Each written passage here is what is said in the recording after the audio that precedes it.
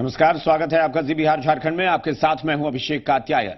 बिहार विधानमंडल के बजट सत्र में काम कम और संग्राम ज्यादा देखने को मिल रहा है।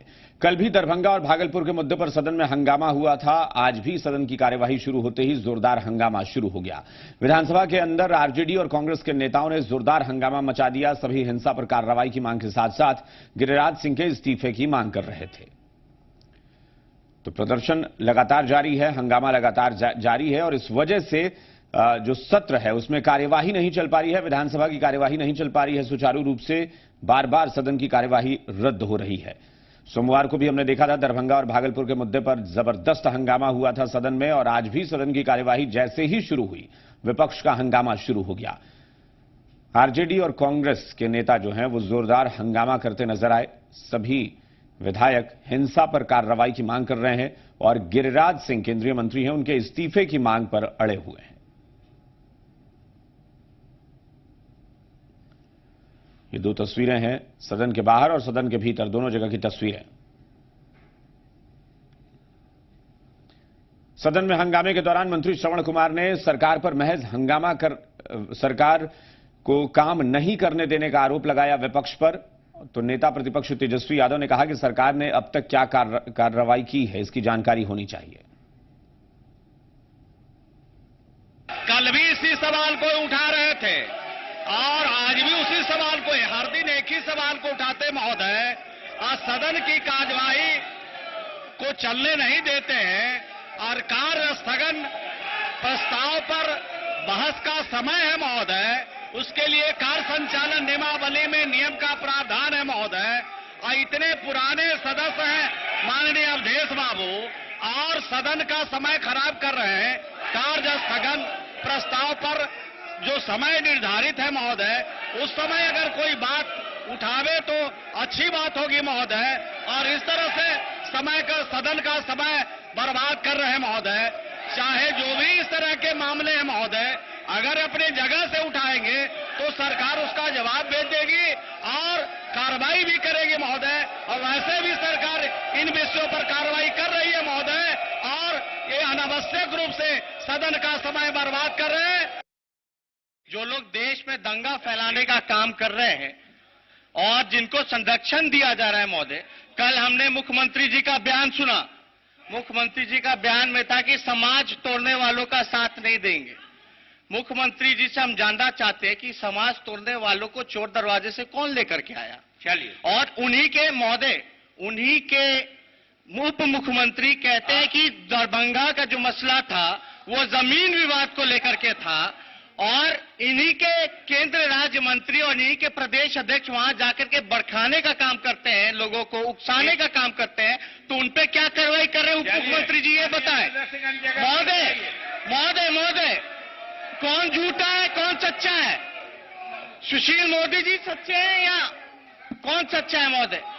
और भागलपुर में जो घटना हुई है महोदय, बिना परमिशन के कोई जुलूस अगर निकालता है तो उस पर क्या कार्रवाई कर रही है सरकार? बिहार विधानसभा में दरभंगा और भागलपुर के मुद्दे पर आज भी हंगामा हुआ। सदन के बाहर और भीतर विपक्ष ने जमकर हंगामा किया। नेता प्रतिपक्ष तेजस्वी यादव ने बीजेपी पर प्रदेश का माहौल बिगाड़ने का आरोप लगाया। तेजस्वी ने केंद्रीय मंत्री गिरिराज सिंह और अश्विनी चौबे पर कार्रवाई की मांग की। इस मुद्दे पर नेता प्रतिपक्ष तेजस्वी यादव से खास बात की जी मीडिया संवाददाता रजनीश ने। हमारे साथ है तेजस्वी यादव, प्रतिपक्ष के नेता। जिस तरीके से पूरा मसला मामला चल रहा है यहाँ पे, तेजस्वी जी अगर बात करें विधानसभा में जिस तरीके से बातें हो रही है, क्या कुछ देखते हैं, कब तक ऐसे चलेगा? अरे आप बताइए ना, किसी का जान माल का नुकसान होता तो कौन जिम्मेदार होता? मतलब हम इंतजार करते हैं कि 100 लोग मर जाएं, हम लोग इंतजार करते हैं बैठ करके, तब हम लोग हल्ला करते तो आप लोग कहते कि बहुत अच्छा है। हम लोग पहले से सजग हैं, हम लोग अलर्ट है विपक्ष के लोग। अगर कोई भी माहौल हमारे धरती में या दंगाई अगर सुन रहे हैं आपके चैनल के माध्यम से, तो सचेत हो जाए। ना सोचे कि लालू जी जेल में हैं, करोड़ों लालू बाहर हैं, दंगाई सचेत हो जाएं। ये जो गुंडागर्दी जो खुलेआम जो मचा रहे हैं, कानून की धज्जियां उड़ा रहे हैं, भाईचारा और अमन को जो भंग करने का काम कर रहे हैं, हम लोग राजद के लोग और कांग्रेस के लोग वहीं खड़े हैं, समझ जाएं। वरना जो इस तरह से ये लोग काम कर रहे हैं, नाक के नीचे मुख्यमंत्री के हो रहा है, मुख्यमंत्री हाथ पे हाथ धरे बैठे हैं, चुप्पी साधे में। भाई इतना डर लगा हुआ है, इतने डरपोक हो गए मुख्यमंत्री, अब क्या इतने मांग कमजोर हो गए। मांग क्या होंगे? गिरिराज सिंह झूठ बोल रहे थे कि सुशील मोदी झूठ बोल रहे थे? आप ही बता दीजिए कौन झूठ बोल रहा था। तो झूठ जो बोल रहा था उस पर कार्रवाई होनी चाहिए ना, जो भड़काने का काम कर रहा था। यहाँ अश्विनी चौबे के बेटे, वह शाश्वत जो भी नाम है उनका, इस तरह से किसके परमिशन से आपने निकाला जुलूस? और आपने इस तरह का डीजे में क्यों गाना बजवाने का काम किया? उन्हीं के नेतृत्व में चला पूरा बाइक जुलूस निकाला गया है। और ऐसे जगहों पे जहां की दंगा को आसानी से भड़काया जाए, ये किया जाए। ये सत्ता पक्ष ये कह रहा है कि अपनी बातों को छुपाने के लिए इस तरह से हंगामा। जवाब देते ना। हम लोग कार्य स्थगन का मतलब क्या होता है कि तात्कालीन सभी विषयों को बंद करके जो महत्वपूर्ण विषय विपक्ष या हम लोगों ने उठाने का काम किया है, जो कि पीस से लेकर के है, सेक्युलर जितने लोग माइंडेड के लोग हैं, हम लोग चाहते थे कि भाई इस पे डिस्कशन हो, सरकार का उत्तर आए। हमने जो सवाल पूछा उसका तो उत्तर हम चाहते थे। क्या दिक्कत है सरकार को उत्तर देने में? एक बात और है, नीतीश जी ये कह रहे हैं कि जहानाबाद में वो लड़ना नहीं चाहते, बीजेपी ने जबरन कहा और वो जबरन वहां पे चुनाव लड़े। बीजेपी कहेगी दंगा कराओ, हमारे दंगाइयों को छोड़ दो, तो मुख्यमंत्री छोड़ देंगे, यही कहना चाह रहे हैं ना। तो इस तरीके से तेजस्वी यादव पूरे तरीके से अपनी बातों को रखते हुए और जिस तरीके से माहौल बना है कई जगहों पे सामाजिक सौहार्द इनके अनुसार बिगाड़ने की जो कोशिश की जा रही है, इसको लेकर लगातार ये सजग है विपक्ष और इसी के तहत यहाँ पे कार्यस्थगन प्रस्ताव की बातें कही जा रही है और विधानसभा में भी लगातार जोर शोर से मुद्दे को उठाया जा रहा है। कैमरामैन सिद्धू के साथ रजनीश, जी मीडिया, पटना। इस मुद्दे पर बिहार विधान परिषद में भी जमकर हंगामा हुआ। आरजेडी विधायकों ने वेल में पहुंचकर हंगामा शुरू कर दिया और गिरिराज सिंह के साथी अश्विनी चौबे की बर्खास्तगी की मांग की। वहीं पूर्व मुख्यमंत्री राबड़ी देवी ने प्रधानमंत्री से दोनों मंत्रियों के इस्तीफे की मांग की। राबड़ी देवी ने गिरिराज सिंह और अश्विनी चौबे के बिहार में प्रवेश पर रोक लगाने की भी मांग की। राबड़ी देवी ने कहा कि आरजेडी के कार्यकर्ता दोनों मंत्रियों का बिहार में विरोध करेंगे।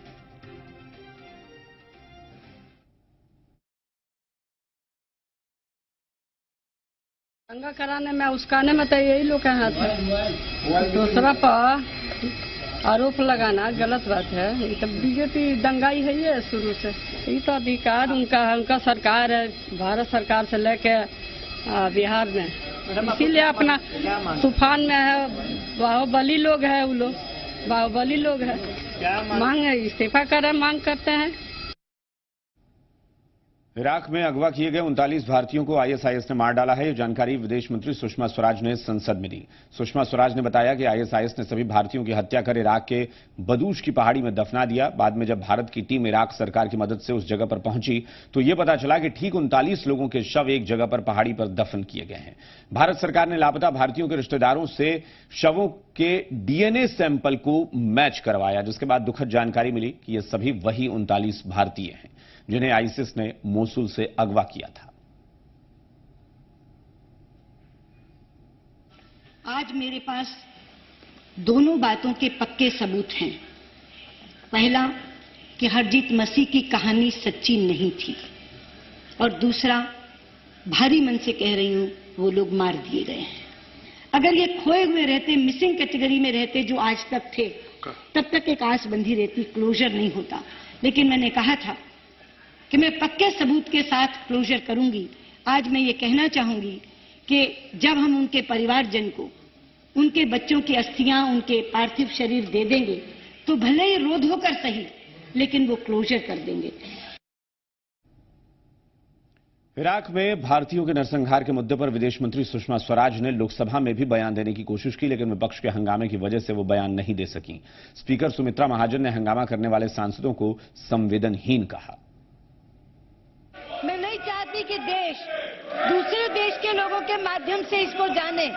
जब आपके विदेश मंत्री के पास पूरी जानकारी है तो बेहतर है कि मैं सदन में जानकारी दूं, और राज्यसभा में मैं देकर आई हूं। बहुत ही शांति से सबने वो बात सुनी। मैं चाहती हूं कि अगर आप मुझे शांति का दान दें तो मैं लोकसभा में भी उस बात को उसी तरह से आपके सामने रख सकूं, और अगर ये यही शोर शराबा होगा तो मैं नहीं बोल पाऊंगी। This is not proper. This is not proper. This is not proper. You just don't want to listen.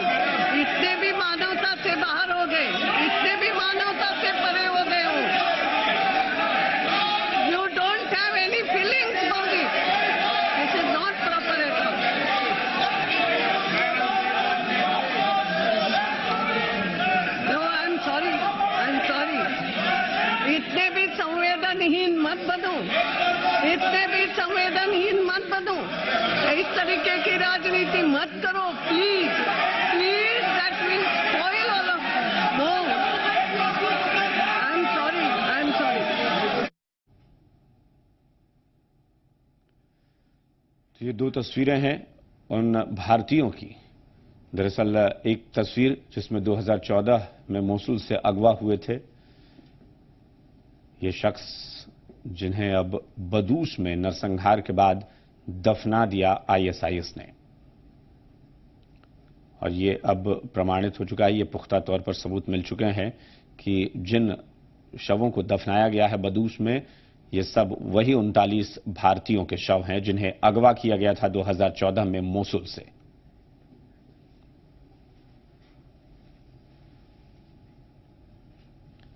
विदेश राज्य मंत्री वीके सिंह ने कहा है कि वो 8-10 दिन बाद खुद इराक जाने वाले हैं। सुषमा जी ने एक बयान दिया था सदन के अंदर कि जिस दिन कोई ठोस सबूत मिल जाए जीवित होने का या मृत होने का, वो सदन के अंदर बताएंगे। आज उन्होंने बता दिया, क्योंकि आज हमारे पास 38 लोगों के डीएनए मैच हो गए। तो इससे बड़ी और कोई चीज नहीं हो सकती। सब जगह हमने पता लगाने की कोशिश की, हो सकता है कुछ बच गए हों, कहीं चले गए हों, लेकिन जिस तरीके की वहां पर हालत देखी, लड़ाई की जो हालत थी, लगता था कि थोड़े जीवित होने के चांसेस कम है। देखिए, अब वहां पर कानूनी प्रतिक्रिया चलेगी, कानून के हिसाब से जो भी वहां से आदेश मिलते हैं उसके हिसाब से हम लोग उसका इंतजार कर रहे हैं। हो सकता है इसमें 8-10 दिन लगे। जब ये पूरी हो जाएगी प्रतिक्रिया तब जाकर उनको लेकर आएंगे। एक आखिरी, पंजाब के मुख्यमंत्री अमरिंदर सिंह ने कहा है कि सरकार को पहले ही भारतीयों की मौत का ऐलान कर देना चाहिए था। पहला जो इंडिकेशन आ रही थी यही आ रही थी, तो it should have been announced earlier, but it's very sad. But I think when they disappeared and you know one boy escaped from there, उन्हें आके दसिया सी के सारे मारते। 39 भारतीयों की मौत की पुष्टि सुषमा स्वराज ने राज्यसभा में की, लेकिन कांग्रेस ने भारतीयों के मारे जाने को लेकर सरकार ने भारतीयों की मौत को लेकर देश को गुमराह किया है। दुखी बात है भाई, दुखी बात है। ये लोग तो वहां गए काम करने के लिए, सेवा करने के लिए, और देखिए अभी उनका देहांत हो गया तो नेचुरली सारे भारतवासी तो दुखी रहेंगे। मुझे सिर्फ ये अफसोस है कि इतने टाइम क्यों लगा ये बताने के लिए, कब हुआ है हम जानना चाहिए, क्योंकि सरकार तो जितनी उम्मीद दिए उनको परिवार को वो भी ठीक नहीं था कि अगर उनके पास कोई कॉन्फर्मेशन नहीं था तो ऐसे क्यों बताए कि ये लोग जिंदा है। अभी 3-4 साल से कह रहे हैं कि ये लोग जिंदा है, और अभी देखिए खबर जो आए बहुत दुखी।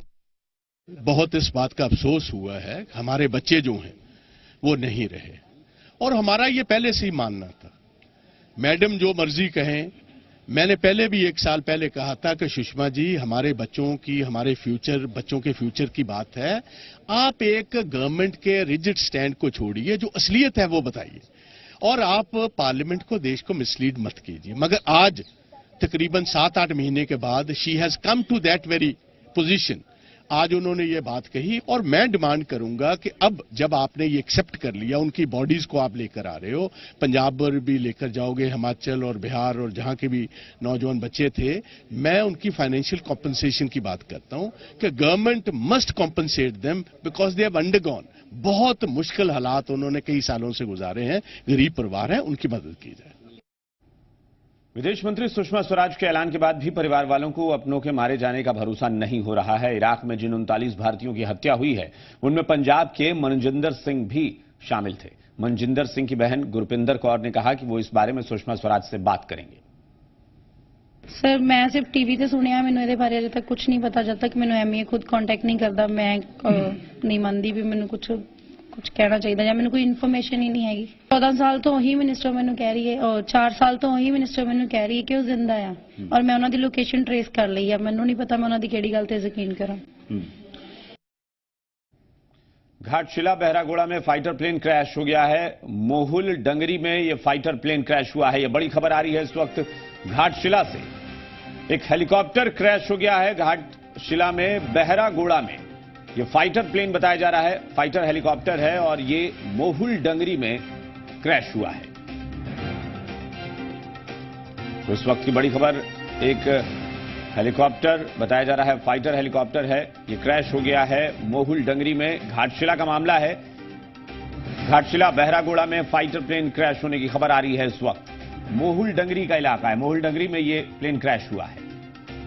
ये तस्वीरें उस जगह की जहां पर ये क्रैश हुआ है। जी मीडिया संवाददाता रणधीर हमारे साथ इस वक्त जुड़े हैं। रणधीर, बताएं क्या जानकारी मिल पाई है और क्या कुछ हताहत भी हुए हैं कोई? रणधीर, हमारी आवाज सुन पा रहे हो तो बताएं कि ये क्या पता चल पाया है हादसे के बारे में?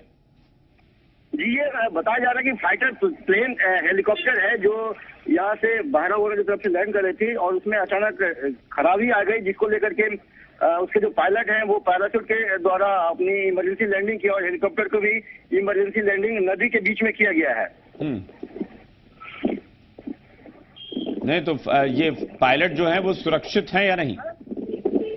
पायलट सुरक्षित हैं, वो घायल बताए जा रहे हैं, उनको चोट लगी है, उनको स्थानीय लोगों के द्वारा अस्पताल में भर्ती कराने का प्रयास किया जा रहा है। जी, पायलट घायल हुए हैं उसमें। हेलीकॉप्टर क्रैश हो चुका है। जी, चलिए, बहुत बहुत शुक्रिया इस जानकारी के लिए। तो ये तस्वीरें हैं उस जगह की जहां पर बताया जा रहा है कि इमरजेंसी लैंडिंग कराने की कोशिश की गई, क्योंकि कुछ तकनीकी खराबी आ गई थी इस हेलीकॉप्टर में, क्रैश हो गया है। पायलट हालांकि सुरक्षित बच गए हैं, ये एक अच्छी खबर है कि पायलट को कोई नुकसान नहीं हुआ।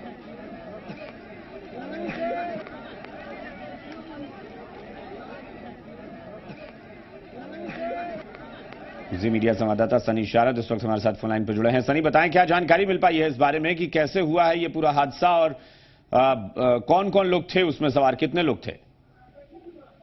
देखिए अभिषेक, ये बहरागोड़ा के कोयली स्वर्ण रेखा नदी है, उसी में ये जो फाइटर प्लेन है वो क्रैश किया है, वो पूरी तरह से अंदर चला गया है। कुछ जो भाग है फाइटर प्लेन का वो ऊपर है। इसमें सिर्फ पायलट ही सवार थे। आर्मी का ये फाइटर प्लेन बताया जा रहा है। रांची जमशेदपुर के एसएसपी से हमारी बात हुई, उन्होंने घटना की पुष्टि भी कर दी है। जो पायलट हैं वो पैराशूट लगाकर ऊपर से ही उन्होंने छलांग लगा दी थी। हालांकि वो गंभीर रूप से घायल हुए हैं, बहरागोड़ा हॉस्पिटल में ही उनका अभी इलाज चल रहा है। और कैसे क्या कुछ घटना घटी ये अभी तक नहीं पता चल पाया है, लेकिन इतना जरूर पता चला कि कुछ तकनीकी गड़बड़ी आई और उसके बाद ऊपर ही उस फाइटर प्लेन में आग लग गया और जो नदी दिखा उसमें कोशिश की पायलट ने कि उसमें वो उतार दे, लेकिन नहीं हो पाया और फाइटर प्लेन क्रैश कर गया और पूरी तरह से बालू में और नदी में प्लेन चला गया है। कुछ ऊपरी हिस्सा वहां पर दिख रहा है, जैसा कि आप वीडियो में भी देख रहे होंगे। और वहां के जितने भी स्थानीय लोग हैं वो पूरी तरह से वहां पर जुटे हुए हैं।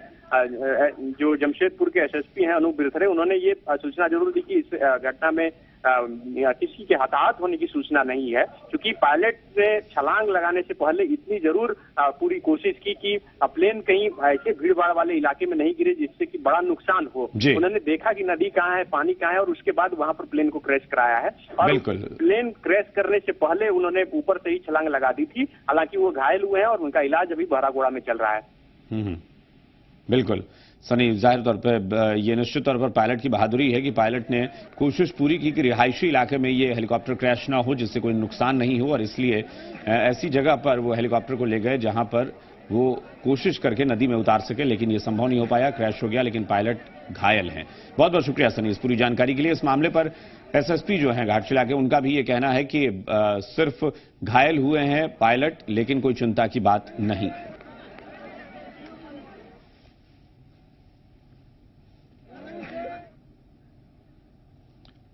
मुजफ्फरपुर जिले के मीनापुर थाना क्षेत्र के रामपुर हरी में ग्रामीण बैंक के सामने हादसा हुआ है। यहां बस और ट्रक की आमने सामने की भिड़ंत हो गई है। हादसा नेशनल हाईवे 77 पर हुआ है। घटना में बस और ट्रक के ड्राइवर समेत 10 लोग घायल हुए हैं।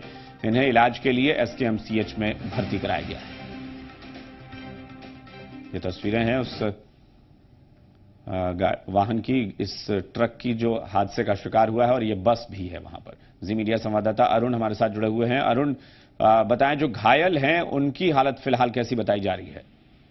देखिए कुल 10 घायल घटनास्थल से एसकेएमसीएच लाए गए थे, जिसमें से जो बस का चालक है उसकी स्थिति गंभीर बनी हुई है, लेकिन 9 जो घायल है उनकी खतरे से बाहर बताई जा रही है स्थिति। लेकिन कहा जाए तो NH-77 पर 1 महीने के अंदर ये तीसरी घटना होती है, और जिसके लिए सीधे तौर पर कहा जाए तो रफ्तार जो है, रफ्तार के कहर के कारण ऐसे लोगों की जान जो है सामत में आ रही है। जी चलिए, बहुत बहुत शुक्रिया अरुण। तो फिलहाल सिर्फ ड्राइवर जो है उसे गंभीर चोट आई है, बाकी 9 लोग जो हैं वो सुरक्षित हैं, उन्हें बहुत ज्यादा चोट नहीं है।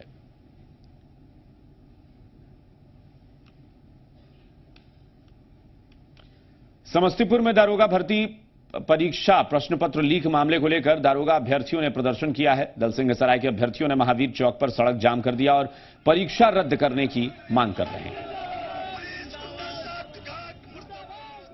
दारोगा परीक्षा रद्द करने की मांग लगातार जोर पकड़ती जा रही है। दलसिंह सराय के महावीर चौक की ये तस्वीरें हैं, जहां पर अभ्यर्थियों ने प्रदर्शन किया और मांग कर रहे हैं प्रश्न पत्र लीक होने के मामले में कि ये परीक्षा ही रद्द की जाए।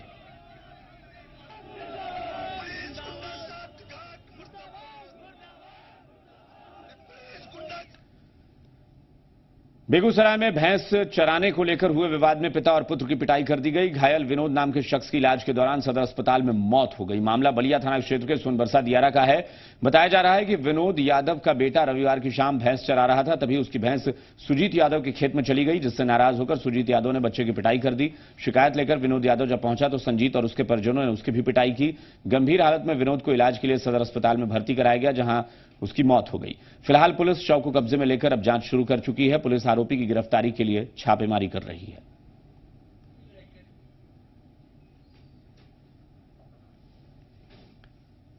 आरा नगर थाना क्षेत्र के सपना सिनेमा मोड़ के पास ससुराल गए एक शख्स की ससुराल वालों ने गला घोंटकर हत्या कर दी। मृतक नीरज एक एनजीओ में कार्यरत था। बीती रात जब नीरज ससुराल पहुंचा तो ससुराल वाले अचानक उस पर टूट पड़े और गला दबाकर उसकी हत्या कर दी। मृतक की मां का कहना है कि नीरज का ससुराल वालों के साथ पिछले कई महीने से तनाव चल रहा था, इस वजह से ही उसकी हत्या की गई है। वहीं जानकारी के बाद पुलिस ने शव को बरामद कर पोस्टमार्टम के लिए भेज दिया है और रिपोर्ट आने के बाद कार्रवाई की बात कह रही है।